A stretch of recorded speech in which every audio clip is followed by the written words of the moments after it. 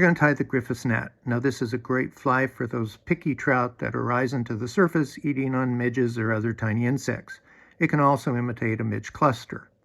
I have in my vise a size 18 dry fly hook, and I included a tiny fly as part of this beginning fly tie series, so you'd have this in your arsenal when you go fishing with those flies you've just tied. Now for our hackle, we want to select our hackle for a size 20 hook. That is, that the barbs are going to be just a little bit longer than the gape of the hook. If you're fortunate enough to have a saddle hackle, you want to cut about 4 or 5 barbs off of this and tie in the first 2 barbs so that when you first start your wrapping, you won't have barbs sticking out the back and have to pluck them later.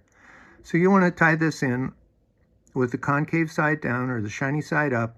Start out at 45 degrees and tie that in, and it'll appear over the back of the hook.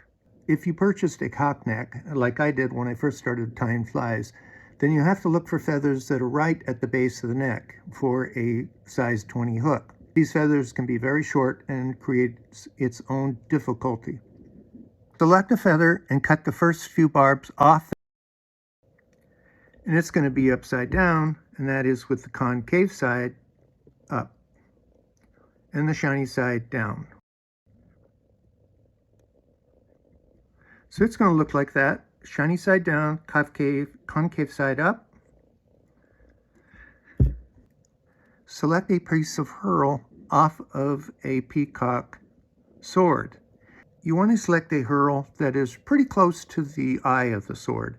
These are softer, fluffier, and you just need one for our tiny fly. We'll pull one off. We'll trim this base of it just to the point where it starts getting fuzzy.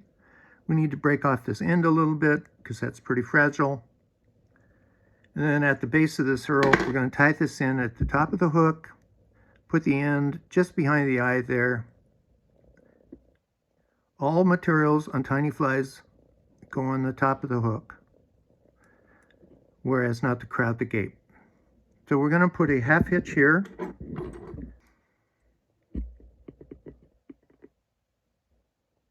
Just right behind the eye. We're going to set up and use our rotary vise and wind that herl forward. We're going to go clockwise around the shank of the hook. Watch out for that point. A lot of tiny fly tyers hide that point within the jaws of the vise.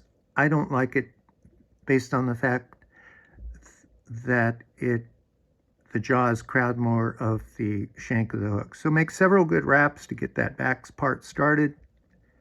And we're just going to move forward. Again, watch out for that point. I just hit it. And as you get close to the eye, we're going to do one more and then go upside down. This allows the thread from not falling off the eye of the tiny hook. And then just alternating between hands, tie in that herl, make a couple wraps. You'll see we've caught some herl and it sticks over the eye. We can pluck that out later.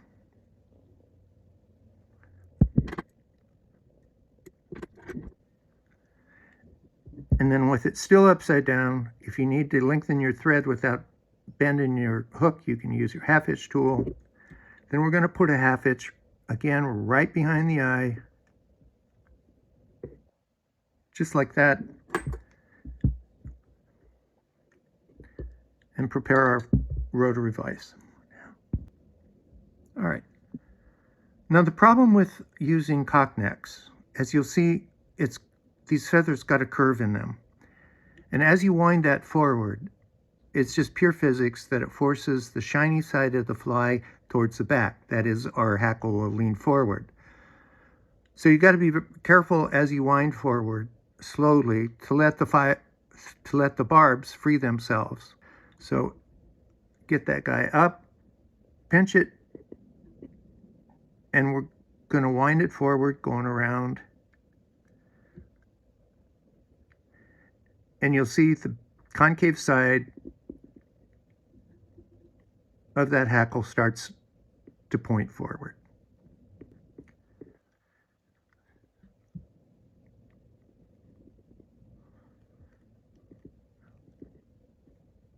This one didn't do too bad.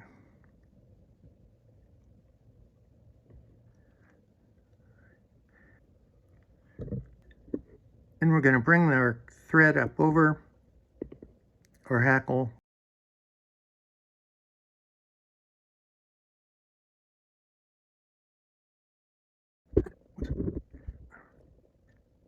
And you can see how the barbs have tended to lean forward. Fortunately, this one wasn't too bad.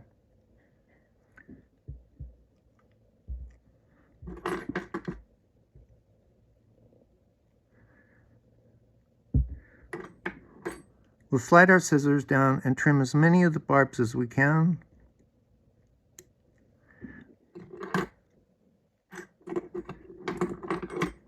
You can see we cut a lot of them, and that is because the barbs tend to lean forward. We're going to do a half hitch. Again, lengthen our thread, and we can push a lot of these back with our half hitch tool.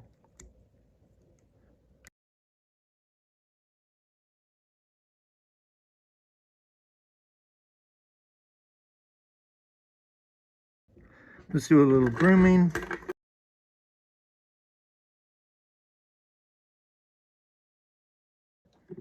Take out a little hat pin. It's pretty easy to get glue in the eye of the hook. Just take the tip of a hackle feather, pull that through. There we have a Griffiths gnat.